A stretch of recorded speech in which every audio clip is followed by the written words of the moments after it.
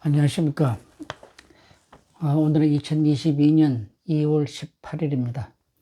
저는 지난번 유튜브에서 약속했듯이 2000년 3, 4, 5, 3개월 동안 영국에서의 이야기를 오늘 방영하려고 했었는데, 지금 이제 우리나라 TV를 보면서 가장 큰 관심이 두 가지 아닙니까? 하나는 바로 북경 겨울 올림픽이고, 또 하나는 물론 지금 한 20일밖에 남지 않은 대통령 선거가 뭐 누구나 가장 큰 이제 화제거리고 뉴스에 관심이 될 수 있습니다. 그런 의미에서 오늘은 중국 올림픽에 나름대로 좀 인연이 많은 제가 그 올림픽 얘기와 대선 얘기를 먼저 하려고 합니다. 저는 나름대로 이제 중국에 그 올림픽 관련 이야기가 많이 있다는 얘기를 뭐 유튜브에서 쭉 방송을 했습니다만은, 우선 그 간략하게 그 개요를 말씀드리면은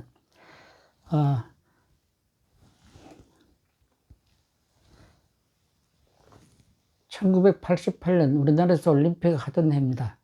그 올림픽 직전에 제가 우리나라와 중국이 국교가 있기 4년 전이죠. 2년 후, 그러니까 1990년에 있을 북경 아시안 게임에 제가 설계 자문을 하러 중국에 갔던 인연이 있습니다. 그 당시에 청와대학에서 교수들과 강의를 마치고 찍은 기념사진입니다. 그 당시 제가 이제 중국에 최초로 가서 그다음에 북경 아시안 게임을 자문했던 얘기는 전에도 자세히 얘기한 바 있습니다. 뿐만 아니라 바로 그 2년 후에 북경 아시안 게임이 끝나자 말자 90년 말에는 또 그분들은 나중에 이제 스포츠를 중국의 어떤 개방하면서 많은 활동을 하기 위해서 말하자면 스포츠 건축의 전문가를 불러서 아시안 게임에 대한 이 반성 겸 어떤 기록적인 자료를 하기 위해서 세계 스포츠 전문 건축가를 불러서 스포츠 건축에 대한 이 학술 대회를 개최할 때 제가 북경에서 강의하던 장면입니다. 이렇게 말하자면 중국 그 올림픽과 관련을 짓기 시작을 해가지고 그러니까 중국에서는 아시다시피 2008년에 올림픽을 했지 않습니까? 그때 올림픽을 할 당시에 저는 그 천진에 올림픽 축구장을 국제 지병 현상 설계에 참가를 했을 때 만든 이 작품입니다.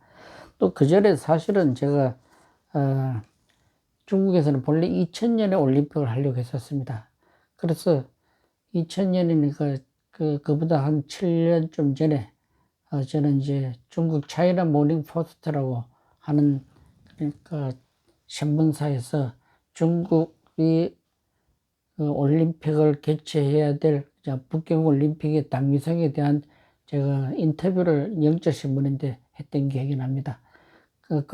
그때부터 계속 중국의 어떤 올림픽과 제가 인연을 계속 맺어온 인연이고, 그 후 2000년 올림픽은 실패를 하고 난 다음에 2008년 올림픽이 확정되고, 그래서 2002년쯤에 저는 대만 건축가 팀하고 북경에 있는 대지 건축 팀하고 저하고 이제 세 나라 또 세 건축가들이 조인트 벤처로 묶어가지고 북경 올림픽 주경기장하고 그 전체 마스터 플랜 국제 지명 공모에 제가 참여를 한 적이 있습니다. 그때 3등을 했습니다. 해서 떨어졌지만은 어쨌든 간에 뭐 물론 전에 말씀드렸듯이 1998년도 92년도에 이미 그 중국 868 타워를 제가 설계해서 중국 건축계에 이제 알려지게 되니까 특히 올림픽에도 제가 이제 저는 또 올림픽 공원을 설계했고 하는 걸 중국 측에서 아니까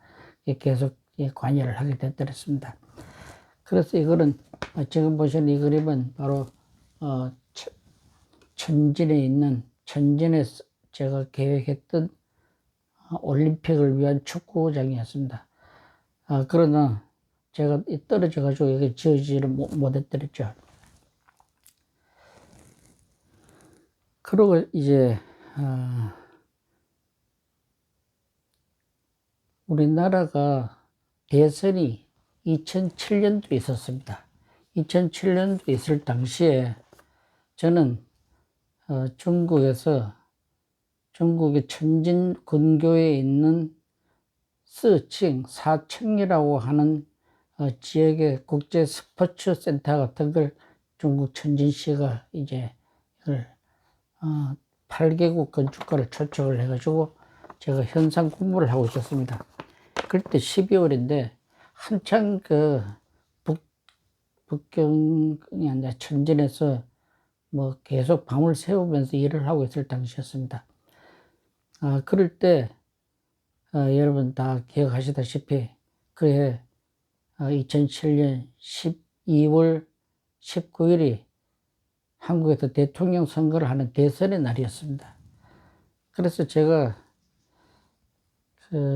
여러 가지 고민을 하다 바쁘기는 하고 그래도 대선에 가봐야 되겠다는 생각으로 이제 그 두 가지 목적이었습니다. 사실 하나는 물론 제가 투표를 하기 위해서 제가 찍고 싶은 분을 찍기 위해서 간다는 목적도 있었지만 사실상은 그게 제가 안 가더라도 그 당시 어떤 그 여론의 추세로 봐서는 또 제가 찍으려고 하는 분은 거의 확실하게 당선될 것 같기 때문에 제가 구태여 한국에까지 가서 투표를 하는 이유는 사실상 별로 없었습니다.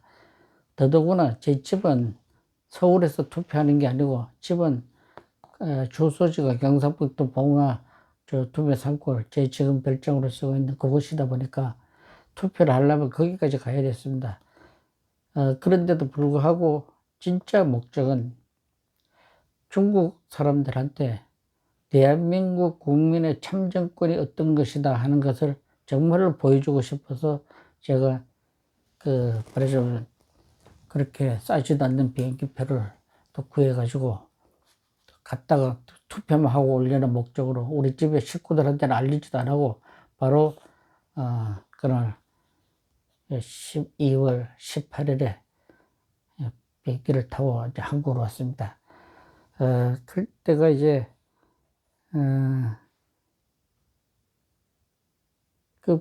비행기 타고 한국에 오니까 또 농림부에 대부분하고 미팅도 해야 되고 해가지고 저녁까지 먹고 봉화로 이제 자동차를 몰고 가니까 그 다음날 선거날이 되겠죠. 2019년 새벽 3시쯤에 도착을 했습니다. 해가지고 이제 작업실 별장에 가니까 겨울이라 오랫동안 이제 안 썼던 곳이라 난방도 안 돼가 있고 너무 추워서 할 수 없이 다락방에 가면 이 전기장판에 돼 있어가지고 거기서 쪼그려서 잠을 자고는 그 다음날 거기 국민학교에서 하는 석포국민학교 시골 국민학교 교장에서 대통령 선거가 있었습니다. 여러분 기억나시는지 모르겠는데 그때는 정동영 후보 그 다음에 이명박 후보가 사실상 두 분의 경쟁이었고 특이한 거는 이인재 씨도 그때 나왔었고 또 보면 허경영 씨는 그때도 출마를 하셨구만요. 그리고 특이한 거는 맨 끝에 계시는 이회창 선생도 아마 세 번째로 대통령을 출마를 하셨더랬습니다. 그때 포스터인데 대통령은 이렇게 나오는 것 자체가 각광을 받으니까 신문에 나오니까 그걸 즐기기 위해서 나오는 건지 안 되는 걸 뻔히 알면서도 그 매력을 아마 잃을 수가 없는 것 봐요. 지금도 그런 분이 있는 것 같죠. 어쨌든 이회창 선생은 이렇게 세 번째 또 나오는 이 장면입니다. 이럴 때 저는 이제 투표를 시골 국민학교에서 마치고 말하자면 중국 사람들한테 보여주기 위해 이제 참정권이 뭔가 하는 걸 보여주기 위해서 멀리서 비행기를 타고 와서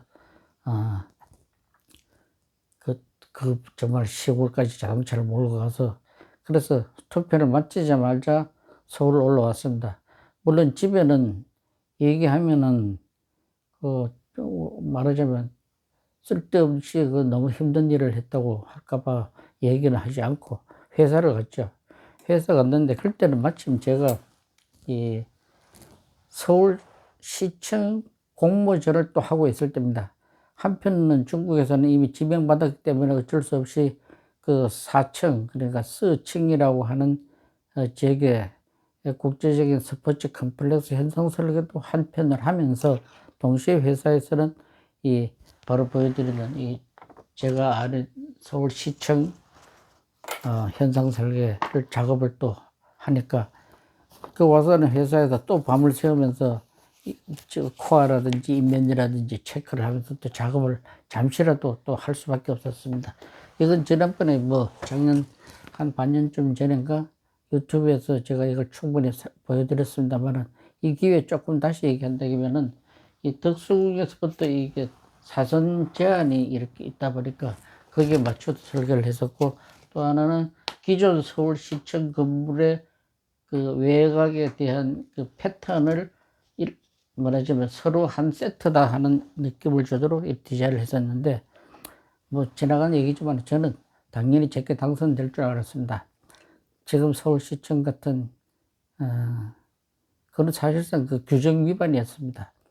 예, 국제적인 기준으로 보면은 그 설계 공모전에 나와 있는 규정을 지키지 않으면 심사 대상도 아닌데 이상하게 그 작품이 뽑혀가지고 뭐 독특하긴 하지만은 많은 사람들의 많은 전문가들의 지탄을 지금도 받고 있다고 저는 믿고 있습니다. 어쨌든 그 바쁜 와중에 또 와서 한국에 잠시 와서 이걸 또 도면을 또 체크를 하고, 그 다음날 이제 20일 날 그때 비행기를 타려면 한 7시 반쯤에 회사에서 출발해가지고 공항에 가서 비행기를 탔는데, 그 861인가 그랬습니다. KE861 비행기를 타려고 하니까 그날 서울에 눈이 조금 더 왔지만은 중국에 천진에 안개가 너무 짙어가지고 종일 안개가 자국해가지고 결국은 여러 시간을 하루 종일 기다렸는데도 결국 비행기가 캔슬이 됐습니다. 그래서 할 수 없이 다시 회사로 와가지고 이 작업 일을 하고는 집에는 또 밤 11시쯤 돌아가니까 우리 아내가 깜짝 놀랐죠. 물론 전화는 했지만 도대체가 어떤 사람이 중국 대통령 선거한다고 저 경상북도 봉화까지 갔다고 그러냐고. 그러고 또 회사 또 밤새고 무슨 짓이냐고 야단도 먹어가면서, 그때 제가 그랬어요. 중국 사람들한테 참정권이 뭔지 보여주려고 왔다. 그 웃을 일이었습니다, 사실은. 그렇게 해서 이제 그 다음날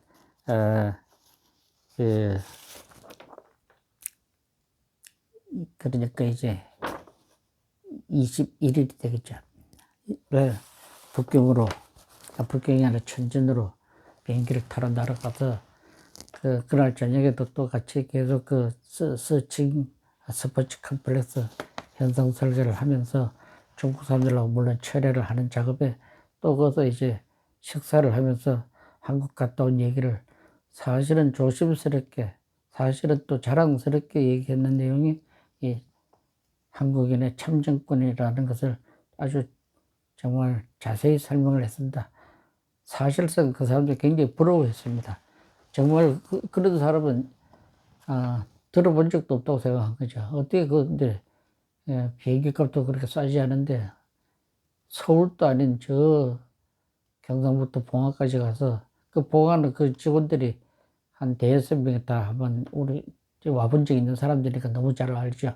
거기가 얼마나 깊은 산골인지. 그래서 거기서 투표를 하고 그래 왔다니까 아주 감격해 좋아들 했었습니다. 어쨌든 이제 지금은 북경 올림픽이 이제 북경 겨울 올림픽 이 사람들 겨울 동자를 아주 멋지게 써가지고 이자까지 겸하게 해서 252 아주